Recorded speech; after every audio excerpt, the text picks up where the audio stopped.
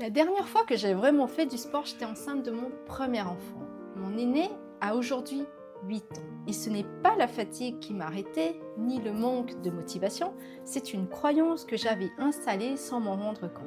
Avec 4 enfants et un boulot, je n'avais plus le temps pour ça. Et si toi aussi tu te reconnais là-dedans, cette vidéo, c'est exactement pour toi. Parce que ce que j'ai compris, c'est que le sport, ça n'a pas à ressembler à ce qu'on voit sur Instagram pour changer quelque chose dans ta vie. Non. Salut, c'est Mélissa.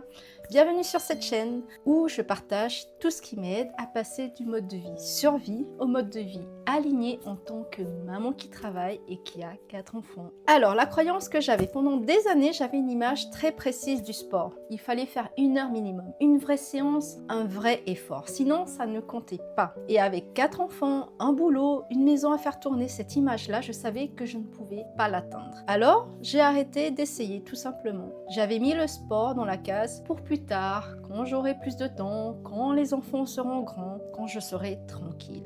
Sauf que ce plus tard n'arrivait jamais. Et ce qui a tout changé, c'est qu'il y a quelques mois, j'ai décidé de reprendre ma santé en main, mais vraiment. Pas juste l'alimentation, que j'avais déjà bien travaillé avec notre batch cooking quotidien, mais aussi le mouvement, le sommeil, la santé mentale. La santé, c'est global en fait. Je le savais en théorie, mais dans les faits, je ne bougeais plus depuis 9 ans. 8 ans, 9 ans. Il fallait que ça change. Pas pour perdre du poids, parce que le batch cooking avait déjà fait son travail là-dessus, avec l'alimentation, mais parce que bouger, c'est bon pour moi, pour mon énergie, ma tête, mon corps. Et j'avais assez attendu. Donc, mes 4 décisions concrètes pour reprendre le sport. 1. Des créneaux non négociables. La première chose que j'ai faite, c'est bloquer des créneaux dans mon agenda. Pas j'essaierai si j'ai le temps. Non, des créneaux fixes et non négociables. Les jours où je suis en télétravail, j'ai de la flexibilité et je les utilise. Le week-end, c'est aussi dans le planning. Et si c'est pas bloqué, ça n'existe pas et tu le sais autant que moi. Deuxième décision, trouver l'application qui me convient. J'ai commencé par regarder des vidéos sur YouTube. C'est bien, mais c'est vite le bazar. On zappe, on cherche, on perd du temps. Alors j'ai cherché une application de fitness. Et j'en ai trouvé une qui me correspond parfaitement. Ce qui m'a convaincu, ce sont des séances courtes, 15 minutes, 20 minutes, 30 minutes. Et au début, j'étais sceptique et puis j'ai essayé. Et franchement, la différence, elle se sent tout de suite. Et même avec 10 minutes de course, j'ai vu quelque chose changer dès la première séance. Troisième décision, des séances courtes et c'est suffisant. On a cette idée que si c'est pas long, ça ne sert à rien. Mais c'est faux. Je ne fais pas des séances comme avant mes grossesses. Je ne cherche pas à retrouver mes performances d'il y a 10 ans. Non, je fais des séances adaptées à ma vie d'aujourd'hui. Courtes, régulières, efficaces. Et ça change vraiment quelque chose. Si ce sujet te parle, abonne-toi pour ne pas louper la suite. Je parle souvent de ces petits systèmes qui font une vraie différence dans le quotidien de maman. Quatrième décision, laisser mon ego au vestiaire. Et c'est peut-être la décision la plus importante. J'ai repris petit, mais vraiment, vraiment petit. Pas les séances que je faisais avant. Pas avec le niveau que j'avais avant mes grossesses, non.